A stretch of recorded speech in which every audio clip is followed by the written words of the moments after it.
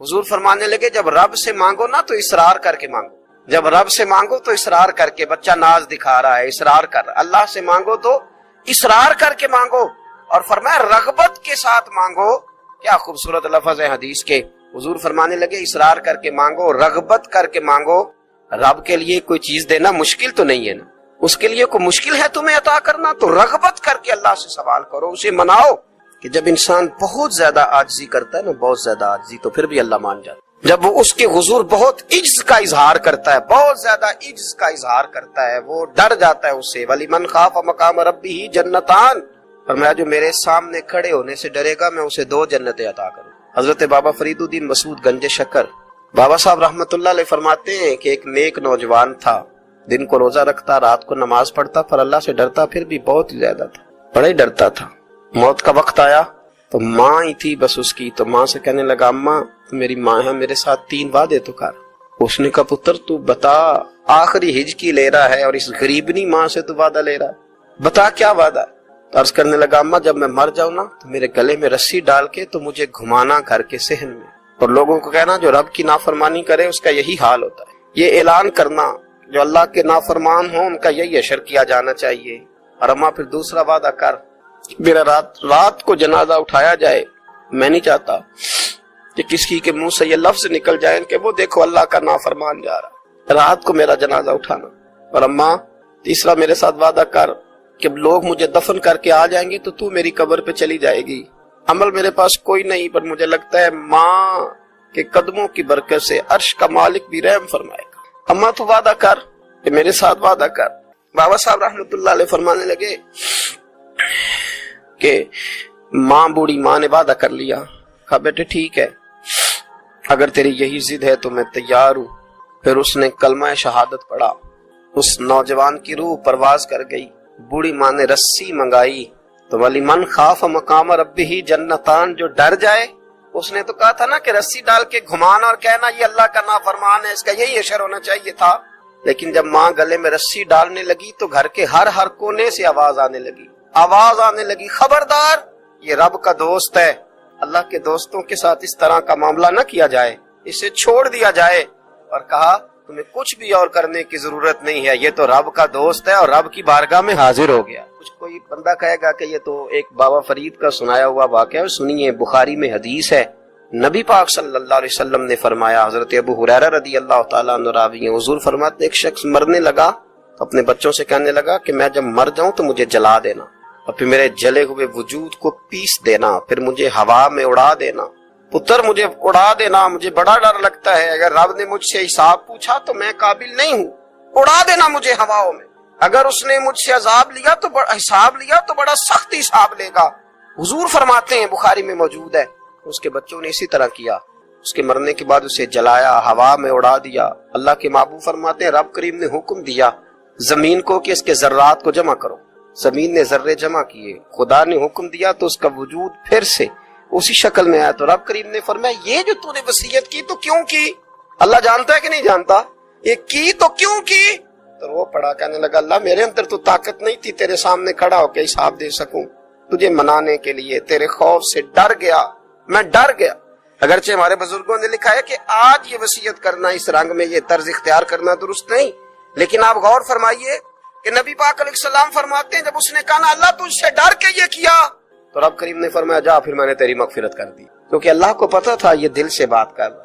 میرے رسول پاک علیہ السلام نے فرمایا کہ جب رب نہ مانے تو پھر وہ کمزوروں کے صدقے مان جاتا ہے، پھر وہ ضعیفوں کے صدقے مان جاتا ہے۔ فرمایا اللہ تم سے بارشیں روکنا چاہتا ہے پر تمہارے ضعیفوں، کمزوروں، غریبوں کے صدقے، مجبوروں کے صدقے وہ تم پر بارشیں برساتا ہے۔ حضور فرماتے رباش غزا اکبر لو اقسم علی اللہ لا برا، کچھ ایسے لوگ ہوتے ہیں کہ ان کے بالوں میں خاک پڑی ہوتی ہے، چہروں پہ مٹی الجھے ہوئے ہوتے ہیں، لیکن اگر وہ اللہ پہ قسم کھا لیں تو اللہ ان کی قسم بھی پوری کر دے، قسم بھی۔ حضرت عبداللہ ابن مبارک فرماتے ہیں، ابن قدامہ نے لکھا ہے، فرماتے ہیں بارش نہیں ہوتی تھی مکے میں، قحط پڑ گیا تو سب لوگ مسجد الحرام سے باہر کھلی جگہ میں نکلے دعا کرنے کے لیے، سب اپنی اپنی دعائیں کر رہے تھے، تو میں تھوڑا باہر ہوا تو اچانک ایک غلام آیا، کالا سیاہ رنگ، 2 رکعتیں نماز پڑھ کے تو ہاتھ پھیلائے تو کہنے لگا اللہ مجھے پتا ہے یہ جو کچھ بھی ہوا ہے میری نافرمانیوں کی وجہ سے ہوا ہے، ناراض ہو گیا نا, تو نے بارش روک لی, ناراض ہو گیا نا, ہمیں سبق سکھانا چاہتا ہے نا. یہ کسی اور کی وجہ سے نہیں, یہ صرف میری نافرمانیوں کی وجہ سے. اللہ رحم فرما, تیرے بندے تھوڑی سی بھی سختی برداشت کرنے کی طاقت نہیں رکھتے, کمزور ہیں, ڈر جاتے, غلام ہے, دعائیں مانگ رہا ہے. حضرت عبداللہ ابن مبارک فرماتے ہیں اس نے چہرے پہ ہاتھ پھیرے تو کالی گھٹائیں چھا گئی. بارش ہونے لگی, میں اس کے پیچھے گیا, اس کا گھر ڈھونڈ آیا, تعقب کیا, پیچھا کیا, گھر میں نے تلاش کر لیا. اور گھر کو تلاش کر کے جب میں واپس آیا تو میں نے حضرت فضیل بن عیاض سے ذکر کیا تو کہنے لگے کسی طریقے سے اسے حاصل کرو. فرماتے ہیں میں اس کے گھر گیا, اس کے مالک نے مجھے دیکھا تو کہا عبداللہ ابن مبارک میرے گھر, اتنے بڑے ولی, اتنے بڑے درویش, اتنے بڑے محدث. میں نے کہا تیرا غلام چاہیے. اس نے کئی غلام دکھائے. میں نے کہا نہیں یہ نہیں. اس نے کہا یہ بڑے بڑے اچھے ہیں, کوئی سے بھی آپ لے لے, خرید لے. میں نے کہا نہیں. پھر وہ لاغر صاحب, وہ کمزور صاحب, وہ ضعیف سا نکل کر کے آیا. میں نے کہا یہ مجھے دے دو. تو کہنے لگا یہ تو بیچارہ بے ضرر سا آدمی ہے, کیا لے کے کریں گے. میں نے کہا نہیں مجھے یہی چاہیے. میں اس کو ساتھ لے کے چلا تو راستے میں پوچھنے لگا کہ میرے اندر تو کوئی ایسی بات نہیں تھی, مجھے کیوں خریدا, آپ مجھ سے کیا خدمت لیں گے. تو عبداللہ ابن مبارک فرمانے لگے میں نے کہا کوئی خدمت بھی نہیں لوں گا, میں تو خود تیری خدمت کروں گا, میں تیرا بیاہ کراؤں گا, تیرے لیے مکان بناؤں گا, میں تیری خدمت کروں گا. میں تیرا اور تیرے رب کا رشتہ دیکھ چکا ہوں, میں تیرا اپنے مالک کے ساتھ جو تعلق ہے اسے دیکھ چکا ہوں. کہتے میں نے یہ لفظ کہے تو مجھے کہنے لگا 2 رکعتیں پڑھ لوں, اب مجھے لے جانا پر 2 رکعتیں پڑھ لوں. کہتے میں نے کہا پڑھ لو. تو 2 رکعتیں پڑھنے کے بعد میری طرف دیکھ کے کہنے لگا آقا مجھے اپنا حق معاف کر دینا, میں خدمت نہیں کر سکا. پھر کہنے لگا اللہ راز تو کھل گیا, اے اللہ راز تو کھل گیا, اللہ تیرا میرا معاملہ تھا, راز تو کھل گیا, راز تو کھل گیا, اللہ راز تو کھل گیا. میں سراپا مخزن راز تھا, میں رہا تھا مدت و راز میں, یہ تو تیرا شوق کے دید کشا کشا مجھے کھینچ لایا مجاز میں, اللہ راز کھل گیا. یہ لفظ کہتے کہتے اس شخص نے کلمہ پڑھا اور اس کی روح پرواز کر, اس کی روح ہی پرواز کر گئی. تو کبھی ان کمزوروں کے ذریعے بھی اللہ کو منایا جا سکتا ہے, تو رب کو منانے کی کوشش کریں, اس کے حضور عجز کی کوشش کریں. ہر آدمی اپنے گھر میں بیٹھ کر, اپنے مصلے پہ بیٹھ کر, تنہائی میں بیٹھ کر اس سے کہے, اور یاد رکھنا وہ بڑا کریم ہے اور وہ بڑا قدیر ہے, بڑا قادر ہے. 1 منٹ لگاتا ہے اور ہر چیز اس کے کرم میں نہا جایا کرتی ہے, اس کے فضل میں ہر چیز نہا جاتی ہے. بوڑھے بھی دعائیں کریں, مائیں بھی دعائیں کریں. حضرت عائشہ صدیقہ فرماتی ہیں, یہ بھی مسلم میں موجود ہے, کہتی ہیں دعا رسول اللہ, کہتے ہیں نبی پاک نے دعا مانگی, حضور نے دعا مانگی. سبحان اللہ, کیا لفظ ہیں, کیا وجد آفری جملے. کہتی ہیں دعا رسول اللہ, نبی پاک نے دعا مانگی, ثم دعا, دعا مانگ کر حضور پھر دعا مانگنے لگے. حضور نے دعا مانگی اور دعا مانگ کر حضور پھر دعا مانگنے لگے, اور ثم دعا رسول اللہ. تیسری دفعہ فرماتی ہیں, کہتی ہیں حضور نے دعا مانگی اور دعا مانگ کر پھر دعا مانگنے لگے. یعنی حضور نے دعا مانگی اور پھر دعا مانگی, اور دعا ختم ہو گئی تو تیسری دفعہ پھر دعا مانگی. یعنی حضور نے مانگا, کیا کہا حضرت نے, فرمانے لگے مانگیں گے مانگے جائیں گے, منہ مانگی پائیں گے. سرکار میں نہ لا ہے نہ حاجت اگر کی ہے, مانگیں گے مانگے جائیں گے, منہ مانگی پائیں گے. حضور نے دعا مانگی اور دعا مانگ کر پھر دعا مانگی, اور دعا مانگ کر پھر دعا مانگی. تو نبی پاک صلی اللہ علیہ وسلم کا تو اللہ سے مانگنے کا, اس کو منانے کا یہ طریقہ. حضرت عبداللہ ابن عمر فرمانے لگے, یہ لفظ ابو داؤد شریف میں موجود ہے, ذرا ان کا بھی ذائقہ محسوس کیجئے گا. حضرت سیدنا عبداللہ ابن عمر فرماتے ہیں میں حضور کی مجلس میں حاضر تھا, حضور مانگنے لگے اللہ سے, حضور اللہ سے مانگنے لگے. میں تو کئی دفعہ یہ دعا بھی مانگنے لگ جاتا ہوں کہ اللہ تو ان دعاؤں کی طرف تو دیکھ جو تیرے رسول نے ہمارے لیے مانگی. اللہ تو ہمیں تو نہیں نا مانگنا آتا, نہیں طریقہ آتا, نہیں سلیقہ آتا, نہیں انداز آتا. ہم تو بے توجہ سے لوگ ہیں, بیٹھنے کا ڈھب نہیں آتا ہمیں تو ہاتھ اٹھانے کا سلیقہ نہیں آتا, ہم تو وضو کرنے کے اس طریقے سے آشنا نہیں. پر اللہ تیرے محبوب نے تو خوب مانگا ہے نا تجھ سے, تیرے پیارے حبیب علیہ السلام نے تو تجھے منایا ہے نا ہمارے حق میں, تو اللہ تو ان دعاؤں کی طرف تو دیکھ. حضرت عبداللہ ابن عمر رضی اللہ تعالیٰ عنہ فرماتے میں حضور کی مجلس مبارکہ میں بیٹھا تھا, ابو داؤد شریف میں موجود ہے. کہتے ہیں حضور دعا مانگ رہے تھے. دعا کیا تھی؟ دعا حضور یہ مانگ رہے تھے, رب اغفر لی, یا اللہ ہمیں بخش دے, وتب علی, اللہ ہماری توبہ قبول فرما, انک انت التواب الرحیم, بے شک تو توبہ قبول کرنے والا اور رحم کرنے والا. حضور دعا مانگ رہے تھے, اے اللہ رب اغفر لی, یا اللہ ہمیں بخش دے, وتب علی, اور ہماری توبہ قبول فرما, انک انت التواب الرحیم, بے شک تو توبہ قبول کرنے والا اور رحم کرنے والا. حضرت عبداللہ ابن عمر فرماتے اس ایک دعا کو ایک ہی مجلس میں ایک ہی جگہ بیٹھ کر میرے نبی پاک نے اپنی زبان اطہر سے 100 مرتبہ ادا فرمایا۔ 100 مرتبہ حضور نے یہ لفظ کہے رب اغفر لی وتب علی، رب اغفر لی وتب علی، رب اغفر لی، اے اللہ بخش دے، رحم فرما، وتب علی، بس قبول کر لے نا اب ہماری توبہ، انک انت التواب الرحیم، بے شک تو توبہ قبول کر لیا کرتا ہے، تو رحم فرمایا کرتا ہے۔ ایک ہی مجلس میں 100 دفعہ حضور نے دعا مانگی، دعا مانگ کے پھر دعا مانگی، اور دعا مانگ کے پھر دعا مانگی۔ اللہ کو منایا میرے رسول پاک، حضور نے ہمیں بتلایا اسے مناؤ، اس کی بارگاہ عالی مرتبت میں جھکو، اور حضور نے خود بھی یہ طریقہ ہمارے سامنے بطور سنت کے چھوڑا، اور پھر نبی پاک صلی اللہ علیہ وسلم نے آگے بڑھ کے ہمیں کچھ اور باتیں بھی ارشاد فرمائی۔ حضور نے ہمیں بتلایا کہ پچھلے لوگ اپنے رب کو کیسے مناتے، وہ کس طرح اس کی حضور ناز عرض کرتے تھے۔ حضور نے ہمیں اللہ کو منانے کے طریقے بھی بتلائے، فرمایا جب ماں باپ دعا مانگیں گے اولاد کے حق میں تو وہ مان جائے۔ حضور علیہ السلام نے فرمایا جب مسافر دعا مانگے گا تو اللہ مان جائے گا۔ فرمایا میرے رسول کریم نے جب بیمار دعا مانگے گا تو اللہ مان جائے گا۔ اور سید عالم علیہ السلام فرمانے لگے جب تمہارے ضعیف، کمزور، مجبور لوگ دعا مانگیں گے تو اللہ مان جائے گا۔ اور حضور نے فرمایا جب تم فرض ادا کر کے دعا مانگو گے تو اللہ مان جائے گا۔ اور میرے محبوب نے فرمایا جب پچھلی رات اٹھ کے تم اس کے حضور عرض کرو گے تو وہ تمہاری دعاؤں کو قبول کر لے گا، وہ تم مان جائے گا۔ اور حضور نے ہمیں دن بتائے، فرمایا جمعے والے دن مانگنا مان جائے گا، شب قدر کو مانگ لینا مان جائے گا، شب برات میں دعائیں کرنا وہ مان جائے گا، رمضان کی راتوں میں مانگنا مان جائے گا، قرآن پاک کے ختم کے موقع پر دعا کرنا مان جائے گا، طریقے بتلائے۔ اب یہ ہے کہ ہم نے تو مانگنا تھا نا اس کی بارگاہ، ہم نے تو حاضر ہونا تھا، ہم نے تو جانا تھا، اب ہم نے آگے بڑھنا ہے، اس کے حضور عرض کرنا ہے۔ حضور نے ہمیں بتلایا کہ مومن متقی ہوتا ہے نا، پرہیزگار ہوتا ہے، تو اس نے کچھ نیکیاں بھی کی ہوتی ہیں، جس طرح اسے اپنے گناہوں کا پتہ ہوتا ہے نا، اسے پتہ ہوتا ہے کہ نہیں یار فلاں کام میں نے فقط اللہ کی رضا کے لیے کیا ہوا ہے، وہ میرا اور میرے رب کا راز ہے۔ فرمایا جب تم بڑے الجھ جاؤ نا، جب تم بڑی آزمائش میں آ جاؤ، اور جب تم سمجھ لو کہ اب میں بڑی تکلیف میں آ گیا ہوں، تو پھر ایک طریقہ حضور نے ہمیں اور بھی بتلایا مانگنے کا، ایک اور طریقہ بھی بتلایا، اور وہ روایت صحیح مسلم میں موجود ہے۔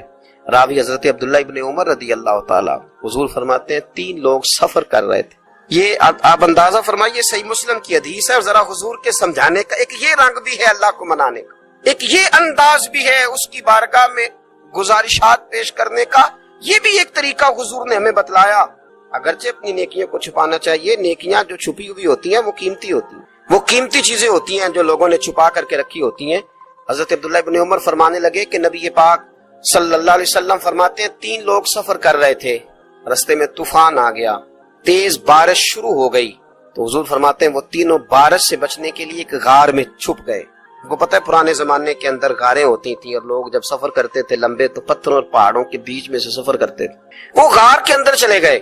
اب چونکہ طوفان بہت زیادہ تھا، جب وہ غار کے اندر چلے گئے تو اللہ کے پیارے حبیب صلی اللہ علیہ وسلم فرماتے ہیں پتھر اوپر سے لڑکتا ہوا آیا اور غار کے منہ کے آگے آ کے اس نے غار کو بند کر دیا۔ اب اتنا تیز اور اس مضبوطی کے ساتھ وہ پتھر لگا اور اتنا صحیح فٹ ہوا کہ اندر روشنی آنی بھی ختم ہو گئی۔ اب 3 لوگ ہیں، تھوڑی دیر تو وہ پریشان رہے کہ شاید اب کبھی بچ نہیں سکیں گے، شاید چاروں جانب اندھیرا ہی ہے اور اندھیرا ہی رہے گا، شاید یہاں سے نکلنے کے لیے اب ہمیں کوئی رستہ میسر نہیں آئے گا۔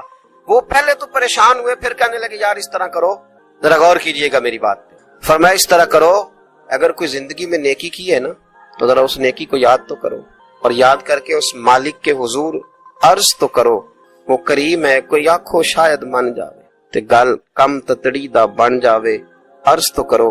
ان میں سے یہ آپ اندازہ فرمائیے، یہ بات بیان کر رہا ہے، یہ مدینے والے رسول بیان کر رہے ہیں، یہ نبی پاک علیہ السلام نے بیان فرمایا، یہ وہ کہانی ہے جو ہمیں ہمارے نبی پاک نے سنائی، رسول کریم علیہ السلام نے ہمیں بتلائی، یہ داستان محبت۔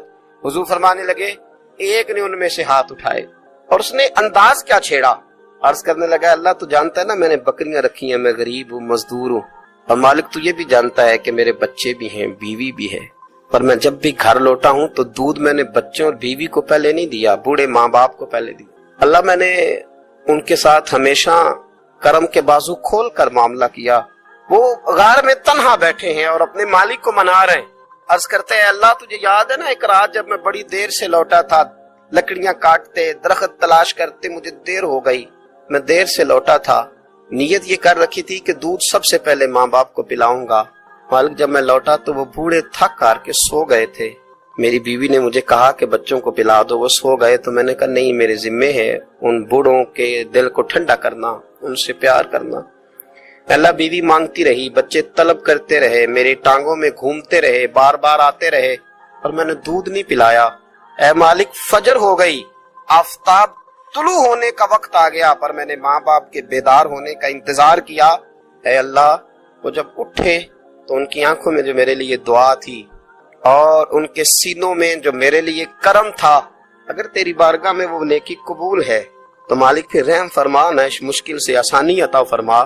سنو سنو، رسول کریم صلی اللہ علیہ وسلم فرماتے ہیں کہ اس بندے کی دعا مکمل ہوئی تو پتھر تھوڑا سا سرک گیا، اور اتنا سرکا کہ آسمان نظر آنے لگا۔ جس نے ماں باپ کو منایا ہے، ان سے پیار کیا ہے، پھر یہی بات وسیلہ بن جائے گی رب کے ماننے، پھر یہ وسیلہ بنے گی، اللہ اس سے مان جائے۔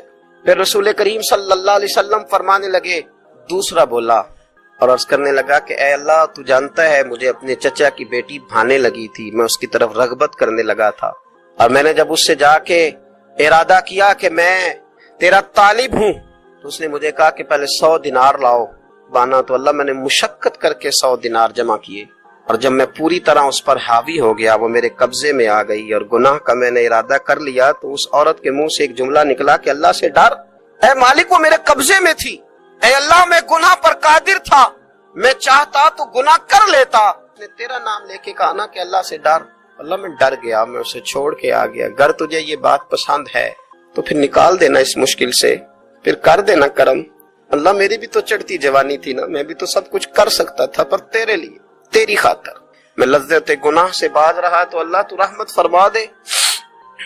حضور فرماتے ہیں اس کی دعا مکمل ہوئی تھی کہ پتھر تھوڑا اور سرک گیا۔ پھر تیسرا بولا، اور اس نے بول کے کہا، اے اللہ، ایک مزدور کو، ایک دیہڑی دار کو، ایک غریب کو میں نے کام پہ رکھا ہوا تھا، یہ تیرا اور میرا راز ہے اللہ۔ وہ مزدور، وہ دیہڑی دار میرے پاس کام پہ لگا تھا، کچھ چاول میں نے اس کی اجرت مقرر کر دی کہ تو کام مکمل کرے گا تو میں تجھے دوں گا۔ وہ جب اجرت لینے کا وقت آیا تو وہ بگڑ کر ناراض ہو کر چلا گیا، میں اسے ڈھونڈتا رہا، وہ مجھے ملا نہیں، میں نے اس کے چاولوں کی قیمت کاروبار میں انویسٹ کر دی، اس کا تھوڑا سا سرمایہ پر میں نے کھایا نہیں، پھر وہ اس سے میں کاروبار کرتا رہا، اور اتنا کاروبار کیا کہ بہت ساری گائیں اور ان کے چرواہے تیار ہو گئے۔ وہ سالوں کے بعد لوٹا، میں نے اس غریب کا مال کھایا نہیں بلکہ بڑھایا، محفوظ کر کے رکھا۔ وہ سالوں کے بعد لوٹا اور کہنے لگا میرا مال، تو میں نے کہا وہ ساری گائیں تیری ہے، وہ چرواہا تیرا ہے، یہ سارا کچھ تیرا ہے۔ تو کہنے لگا تم مذاق کر، میں غریب کہاں اور گاؤں اتنی بڑی گائیں کہاں، تو مذاق کرتا ہے؟ تو میں نے کہا مذاق نہیں، میں نے اپنے رب سے ڈر کے تیرے مال کی حفاظت کی، یہ تیرا ہے۔ دنیا اعلیٰ حضرت نے کتاب لکھی ہے الامن والعلا، اس میں آپ فرماتے ہیں جو حضور کی پناہ میں آ جاتا ہے نا وہ بچ جاتا ہے۔ اللہ کرے آپ کو سمجھ آئے میری بات کی۔ جو حضور کی پناہ میں آ جاتا ہے، وہ جو دنیا دار رہتا ہے، مالدار رہتا ہے، حضور کی پناہ میں نہیں آتا، وہ بے سکون رہتا ہے۔ فرماتے ہیں یہاں دنیا میں بھی حضور کی پناہ میں آ جاؤ، آج لے ان کی پناہ۔ اور آج دلیل آپ نے ابن ماجہ کی حدیث لکھی ہے، حضرت تمیم داری حدیث کے راوی ہیں، اعلیٰ حضرت نے لکھی ہے، فرماتے ہیں جو حضور کی پناہ میں آیا بچ گیا۔ دلیل دیتے ہیں، فرمایا انسان تو انسان، جانور بھی آتے تھے تو بچ جاتے تھے۔ حضرت تمیم داری رضی اللہ تعالیٰ عنہ فرماتے ہیں کہ ہم کھڑے تھے، ایک اونٹ دوڑتا ہوا آیا، نبی کریم صلی اللہ علیہ وسلم کے پہلے اس نے قدموں پہ سجدے کیے، صحابہ کہنے لگے حضور ہمیں بھی اجازت دیں، فرمایا وہ تو بے زبان ہے، اسے تو پتہ کوئی نہیں، پیش نظر ہے وہ نو بہار، سجدے کو دل ہے بے قرار، روکیے سر کو روکیے، یہی تو امتحان ہے۔ فرمایا اسے کیا پتا، تم تو مکلف ہو شریعت کے، تمہیں اجازت نہیں ہے۔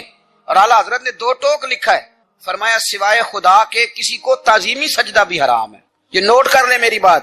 اور اعلیٰ حضرت نے فتاوی رضویہ میں لکھا ہے کسی قبر پہ جاؤ تو 4 ہاتھ دور کھڑے رہو، اللہ کرے آپ کو سمجھ آئے، کتنے ہاتھ؟